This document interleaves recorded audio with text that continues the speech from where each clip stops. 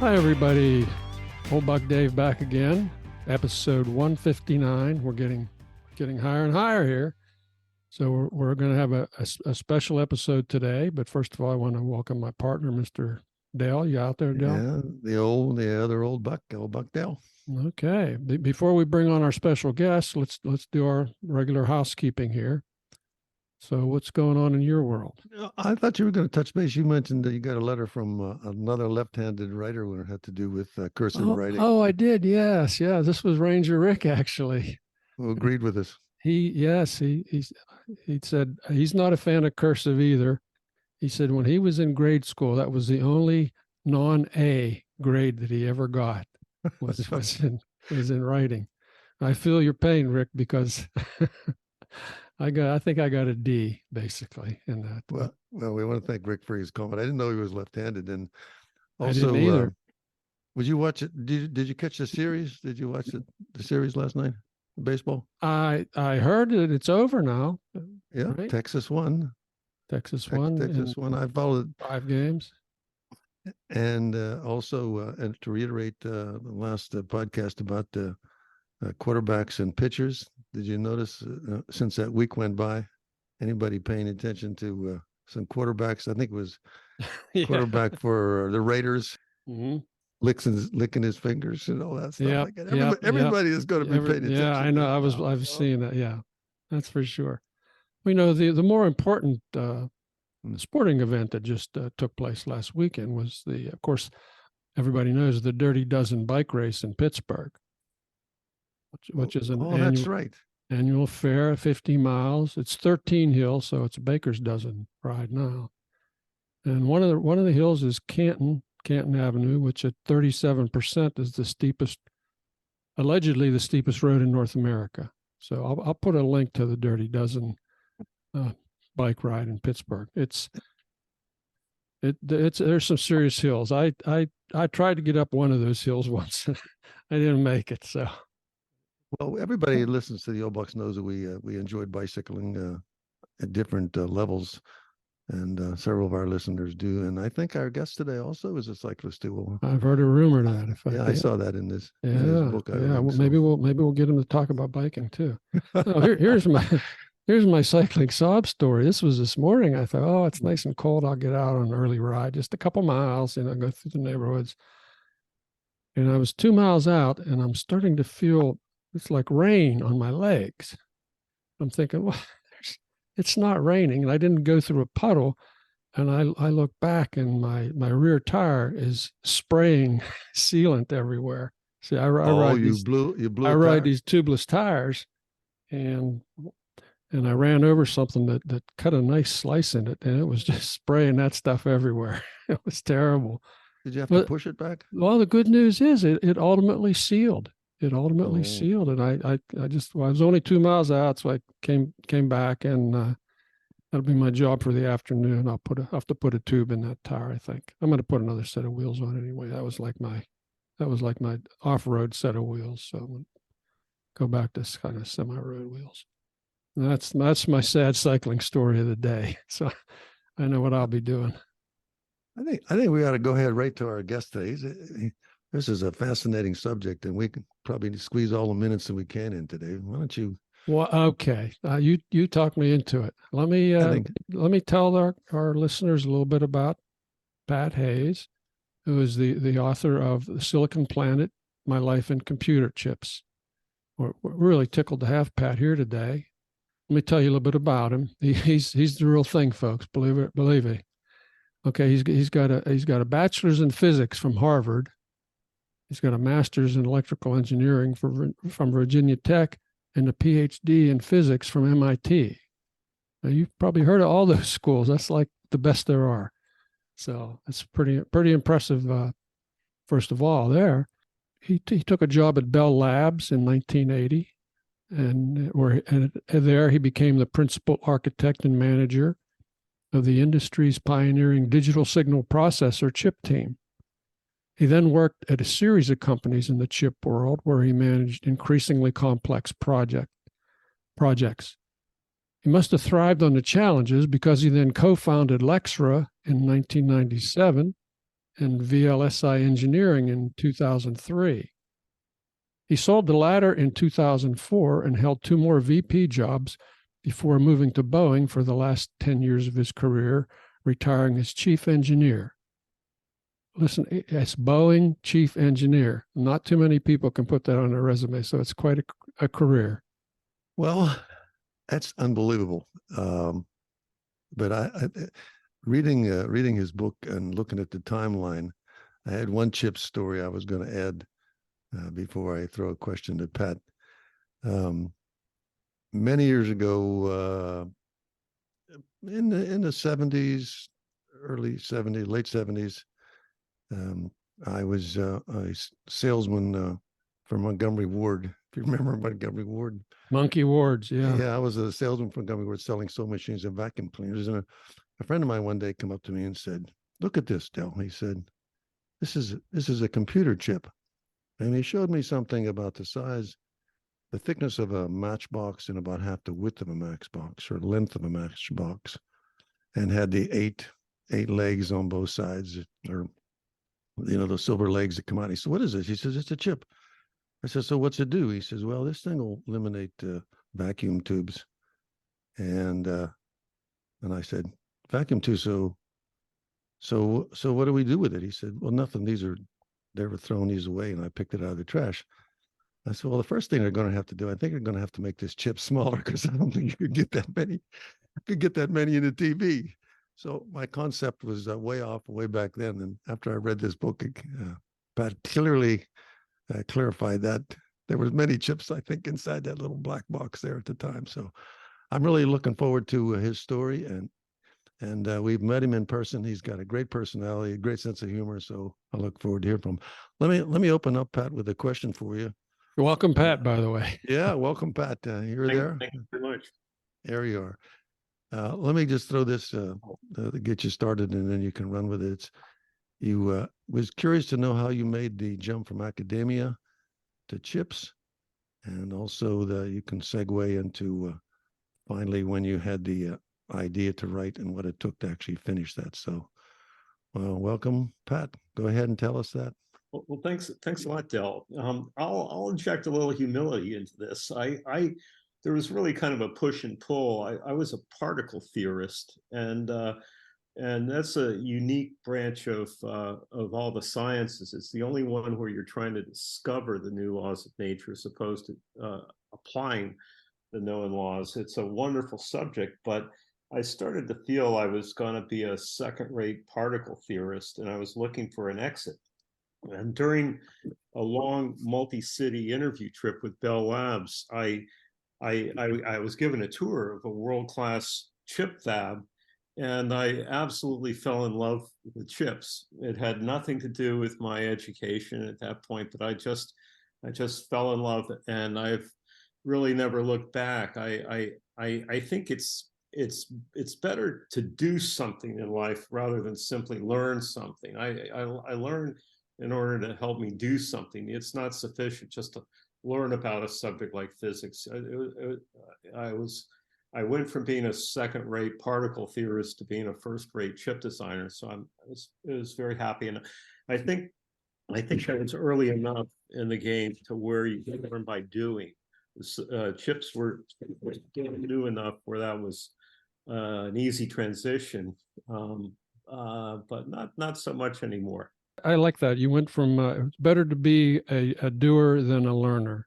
That's a good philosophy, I think. I believe in that. I support that 100%. So when did you start writing this book? When did you decide it was time to get all this down in paper? In early 2020, and I spent 3 years. I retired in late 2018. I went on a long round-the-world trip, mostly a lot of backpacking and mountain climbing, and before I landed in Sarasota. And along the way, I started thinking about my career, kind of looking back and connecting the dots. And it was very, very clear that my career was all about moving from one chip design challenge to the next as technology and applications and algorithms advanced. And I developed a passion for for bringing that story to a more general reader. You know, the excitement of what silicon is all about. It's really reshaped our world. And I started to even feel it's important for people to understand what's going on in the world of chips, so that they can, you know, shape policy, like with things around the 737 MAX disaster and airplane safety, the CHIPS Act, privacy, cryptography, AI, these kinds of things. I think I want to say, I think I've only partially succeeded in bringing it to a true general reader. I think I've tried to shunt the more technical parts of the book into sidebars that can be skipped. And but so I think it's for readers who have some interest and motivation to learn about these things. Let me say the part about the chips. I mean, I think when I mentioned to you, I'm fascinated by the mechanics of things, and I thought it was written well enough for the layman to understand chips. I mean, I picked up quite a few tidbits about it, and we laugh about the analogy, the Lucy analogy, which you can explain. But your explanation of chips and how they were layered and how they were made, and the myriad of things they're asked to do, I thought it was very fascinating. It's like a book that I think should be available for at least someone to research to. You know what I mean? It's like, I'm glad you wrote it, that it exists and people can use it as another reference for something like that. So you explained very clearly in the first part of your book about how you build those chips, and I'll let you jump into that analogy you were going to explain earlier. Yeah, this had to do with Lucy and Ethel. Yeah, I know you like that. So I laughed. So the book discusses the different types of chips, and I'm at this point I'm going to home in on a type of chip that was very important in my career and really to the world around us. A chip that does real-time processing, and I wanted to explain the difference between a real-time processor and something which is not real time. What does that mean? Well, you know, if you have a word processor, say, word processors are very, very fast. But hey, if there's some internet activity going on or the background and your processor hangs or it slows, or it doesn't make any difference. It's not a life or death situation. But in many cases, it is. And there are many, many simple examples. And I wanted to kind of really highlight that difference in a fun way. And there's a classic episode of I Love Lucy that you can find on YouTube. It's called Lucy and Ethel at the Chocolate Factory. And Lucy and Ethel are responsible for wrapping chocolates as they come by on a conveyor belt on the box chocolate production line. And soon they can't keep up, and they start eating the chocolates that would otherwise get by them.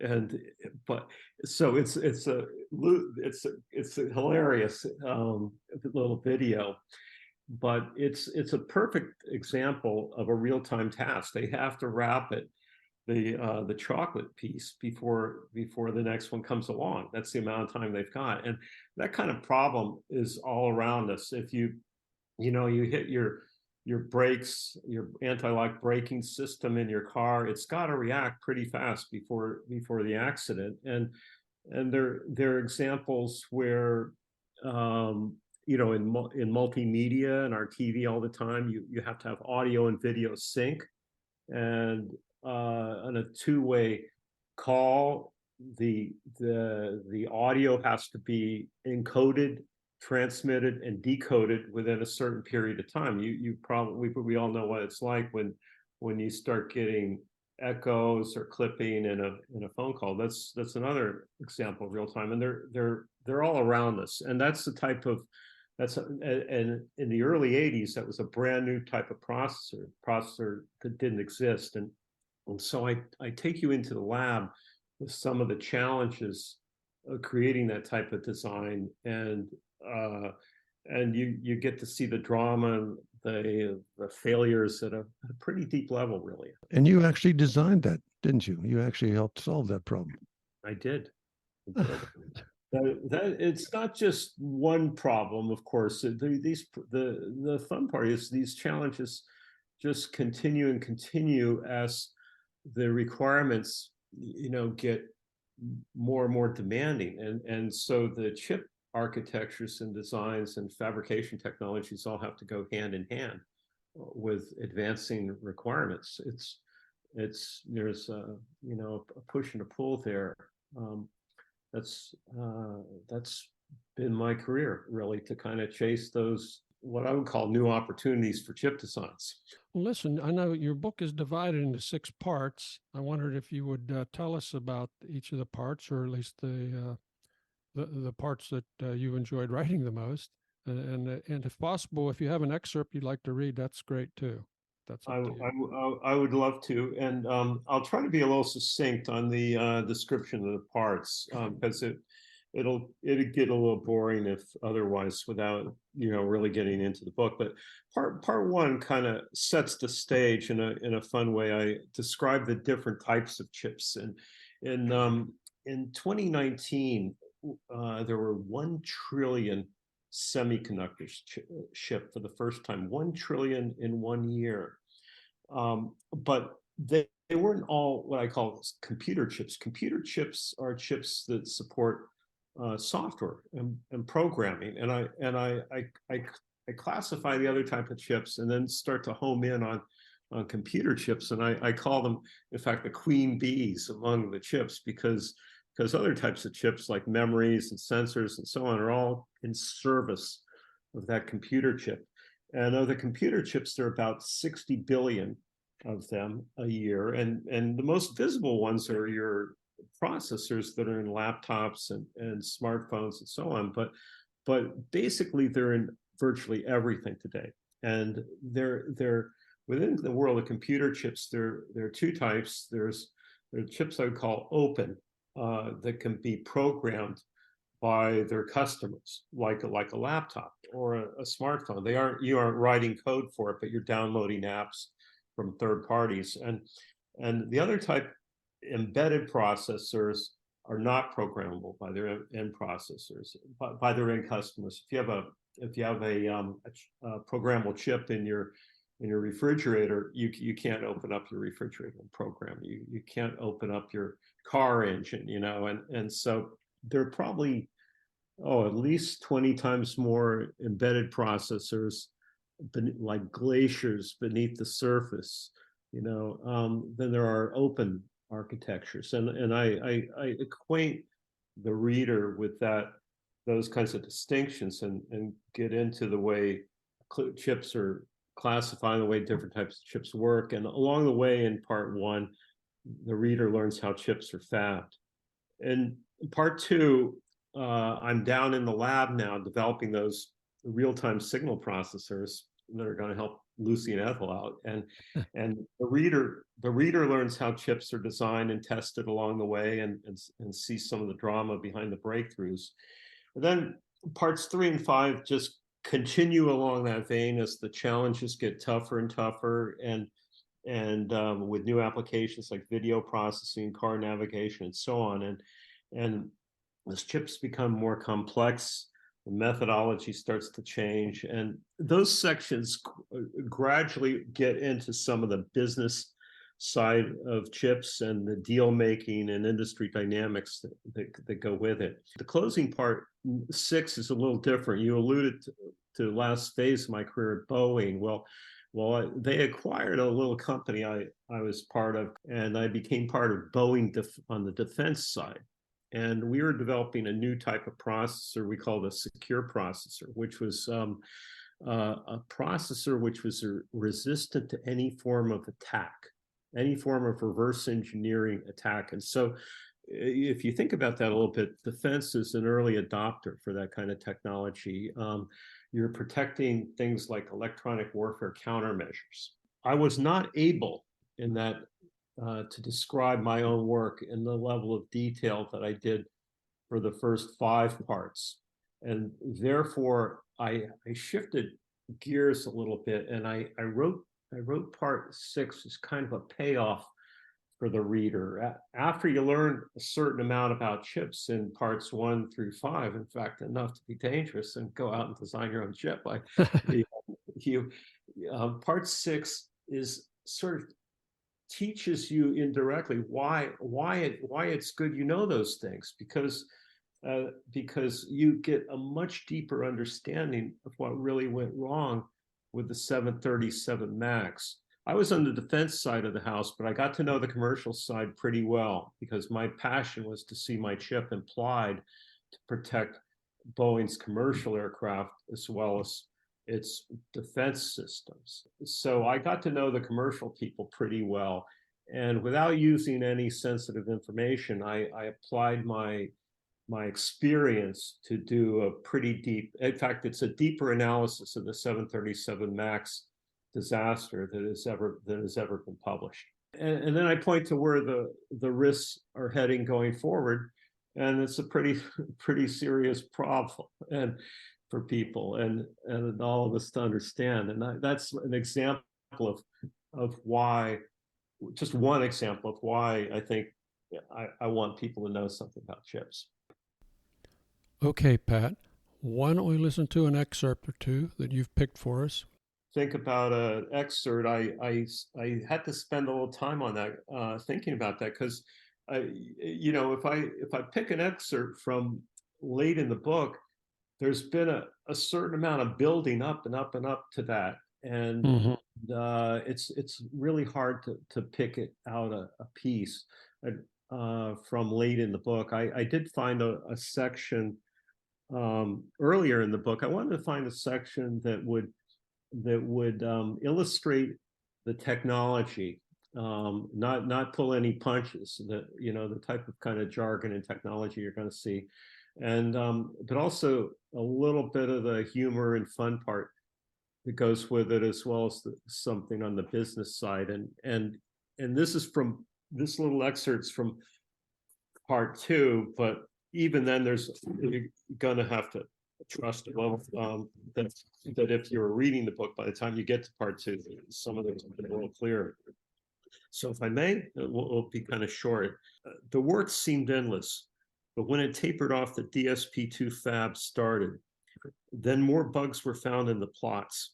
These bugs would be in the DSP-2 chip itself in silicon. For each late-breaking bug, we hacked the logic design to model the bug and regenerated the DSP-2 test program. The new test program was expected to match the behavior of the buggy DSP-2 chip, assuming that there were no additional errors that we hadn't found. When a tester's probes land, the tester's green light goes on if all tests pass, a red light otherwise. By the time DSP-2 arrived at the tester, the test programs had modeled all known bugs. If DSP-2 had no additional bugs, we get the green light. At the end of The Great Gatsby, Fitzgerald writes, Gatsby believed in the green light, the orgiastic future that year by year recedes before us. We were all Jay Gatsbys as we stood watching the probes land on the first DSP-2 site, then move across the wafer. All sites were red, nothing but red lights. In the best of time, a significant number of chips will fail at some point in the test program. As a result of random defects during fabrications. We looked for the failures that weren't random, that were consistent across numbers of chips. That first day, by deduction from the test program's failure patterns, we found one bug after another. It was an onion peeling. After one bug was found and modeled by the test program, another hidden beneath it appeared. As the day ended, it sunk in that if we fixed all the bugs we'd found, the light would still be red. That orgiastic future receded. Oh, that's a challenge. Yeah, I plunked you in to something that I think would be probably a little more understandable. Can I try one more? Please, yeah. I mean, I thought that was interesting that you had both a technical and you wove in literary references, Gatsby. Hey, I like here's that. another reference on this one that is fun. The lead circuit designer in Allentown for my unit, the CAU, was Ron Fryman. His self-effacing sense of humor belied that he was the top engineer in one of the world's top full custom circuit design teams. I phoned Ron frequently. Ron, how's it going with that critical path in the instruction decoder? It still doesn't make timing, but no problem, I can do it. Next week, Ron, how's it going with that critical path in the instruction decoder? It still doesn't make timing, but no problem, I can do it. I would hop in my car for the 2-hour drive west to Allentown. On Interstate 78 outside Easton, I saw my favorite billboard. Easton is home to Larry Holmes, heavyweight champion of the world. Not the WBC heavyweight boxing champion, simply heavyweight champion of the world. I had a soft spot for Larry. He had 4 daughters and said, girls are the greatest. When I sat side by side with Ron at his workstation, I saw that the critical path through the decoder was insanely tough. Ron, I'll modify the logic design. We can eliminate that path. No need, I can do it. I know you can, Ron, but let's kill that path. I consider time to market the #1 metric for the success of a new chip. Studies back me up. When you set out to develop a new chip, especially a new type of chip, predicting customer requirements and what it will take to be the best in the world becomes much harder the farther out in time you try to predict. When schedules slipped, I first looked for more resources, whether people, computers, or new design tools. If the budget was unyielding, I cut features. Slipping schedule was my last resort. I can relate to that just because in the tungsten industry where I came from, when we're developing new products, there are always trade-offs, right? You can't have everything. You want to reach a certain standard, but you also have budgetary constrictions and time constraints. It's a tough juggling match. And in context, if you read before and after that, you can see how that fits in perfectly to the story. Hey, Pat, just one more thought here from me is AI. Is AI going to be able to self-replicate? Is that going to end is the computer going to be able to think well enough ahead to design its own chips? That's a great question. If you asked me that question a week ago, I'd have said no. But I saw an article based on a project led by a good friend of mine, a former student who makes a lot of appearances in my book, a man named Bill Dally, who now happens to be a senior vice president of research and development at NVIDIA.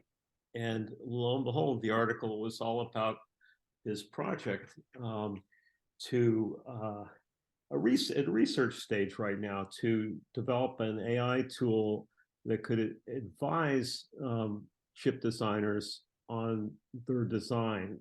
It's a very smart first step. It won't do the design itself, but it's going to kind of be an assistant in the hands, especially of junior designers, to tell them what that signal does and suggest things that for them to sort through it. And so it's a ways off before you design a chip, but I was really a little shocked at even that first step and developing an AI tool for that. They're training their AI model on all of their own chip designs at NVIDIA.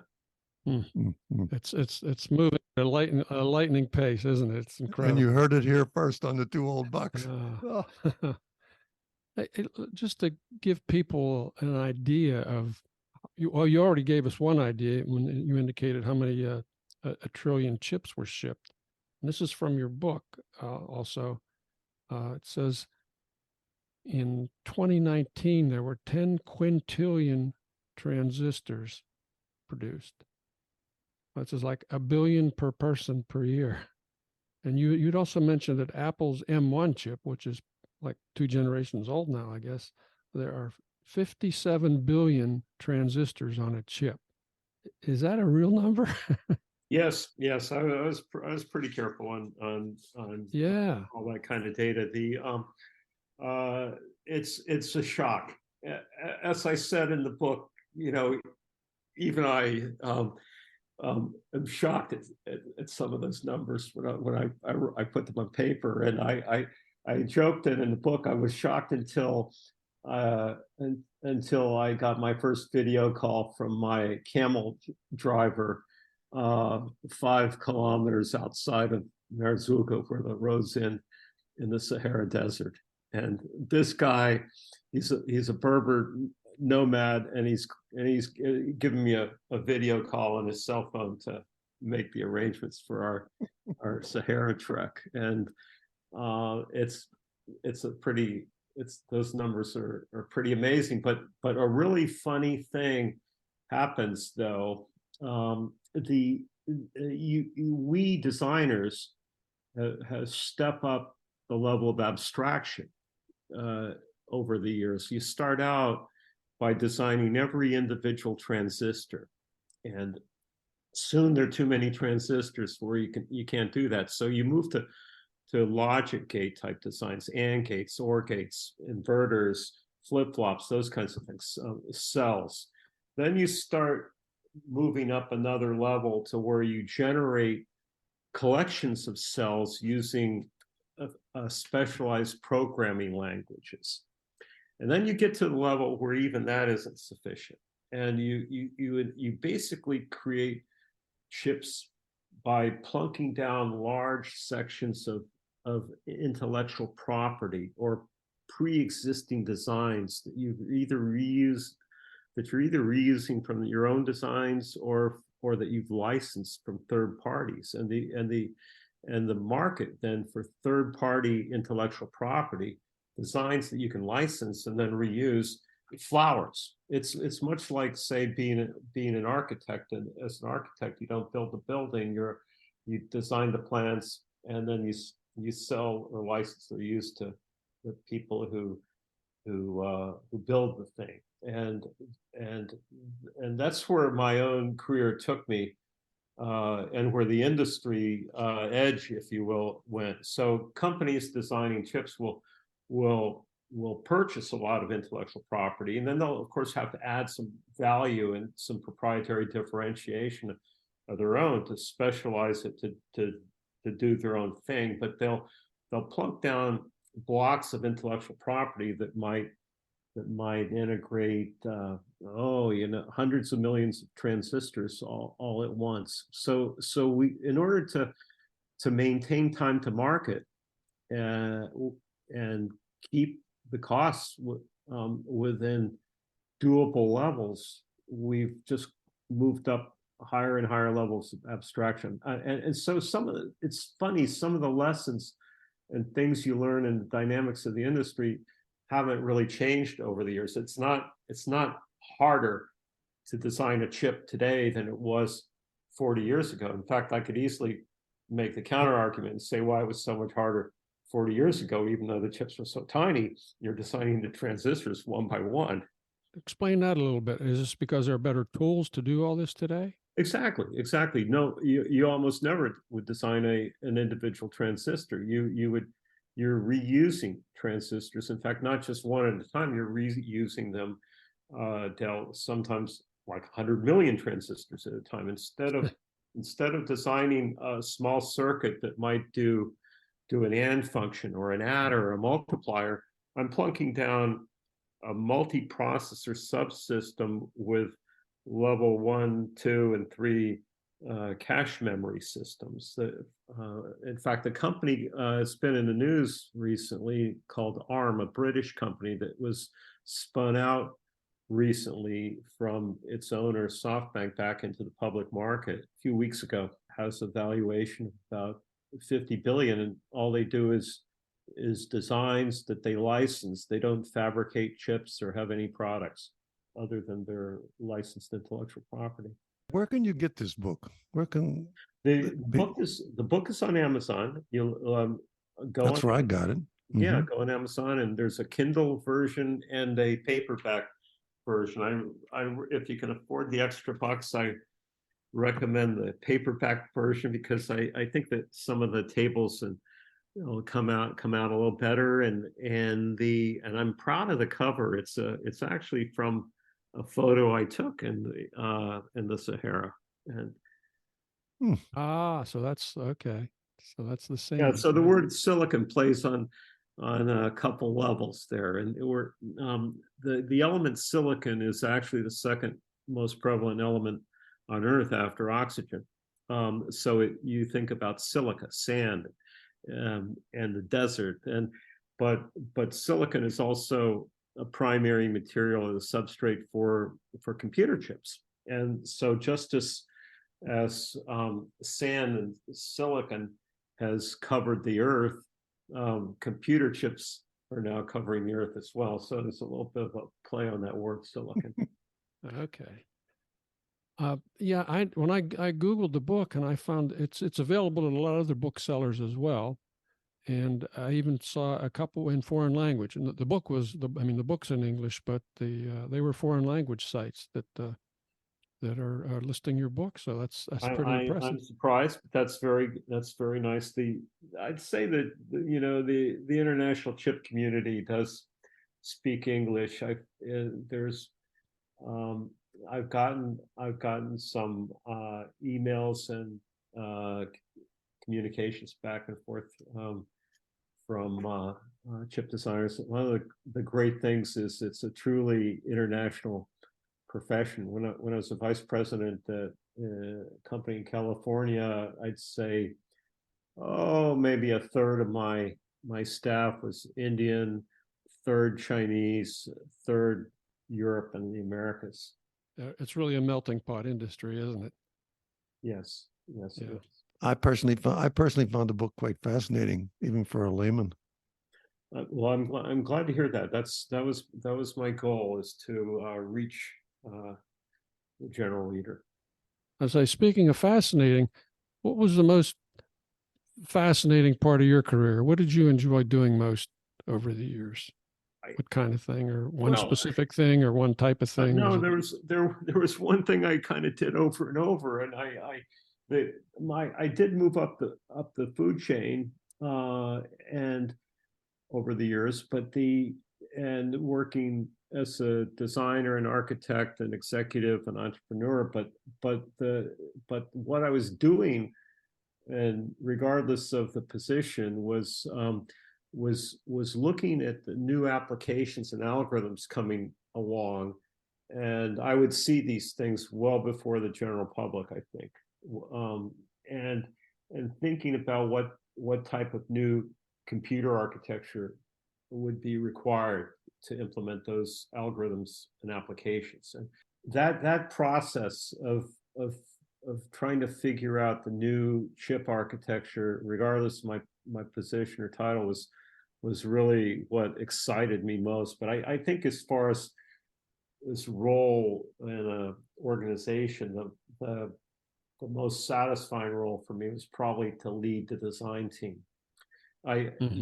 Sometimes I will nostalgically look back on design itself and say, yeah, there's nothing I like more than debugging a chip. But the reality of engineering and work life, I think, is that a lot of times we get bosses we don't like, and it's better to be the boss than have that type of boss over your head. So Amen, boy. So you get motivated to move up. Yeah. Or you're empowered for it. And so I love leading the team. So what would be the one thing you'd like the readers to take away from this book?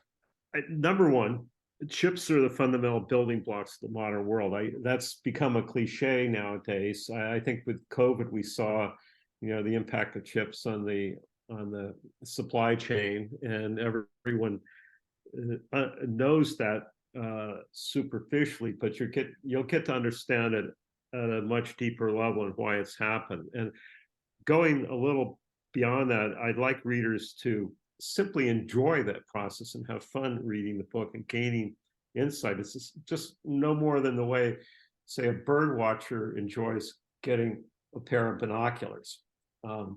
So my book are the binoculars I'm handing them to make that, to open the eyes, and so people can have more fun. And then finally, I think on the even deeper level, some of the passion that drove me to write the book is that I feel like with events like the 737 MAX disaster, which is discussed at length in the last section 6, the geopolitical risks that are related to Taiwan, cryptographic keys, privacy, etc.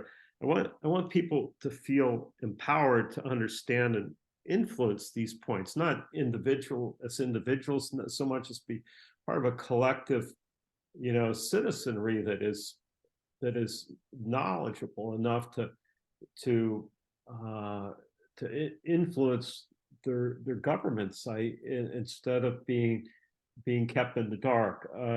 Things are happening, and I think people should be part of it. And I think they at the same time they can have fun, understanding these things a little better. Mm-hmm. And there's I read a BBC article, and I think you can appreciate this. And they say the semiconductor chip has gone farther than any other technology in connecting the world. You're one of the guys that have made that happen. So we want to thank you for being here, Pat, and look forward to hearing what our listeners have to say. And as we already said, everybody, the book is Silicon Planet, My Life in Computer Chips by Pat Hayes. It's available at Amazon and a bunch of other places. So thank you very much, Pat. Well, thank you, Dave and Del. I really appreciated the opportunity, and my thanks to all the readers, listeners, for listening in. All right. I was just listening like our listeners do. We could go on and on and on. And we could. He's a fascinating individual. Yeah. And he was pleasant to know and meet in person. So all the best to Pat, and thank you very much. And to all our listeners, this is Old Buck Dell saying, talk to you next time. Old Buck Dave saying the same thing, everybody. Talk to you later. Bye-bye.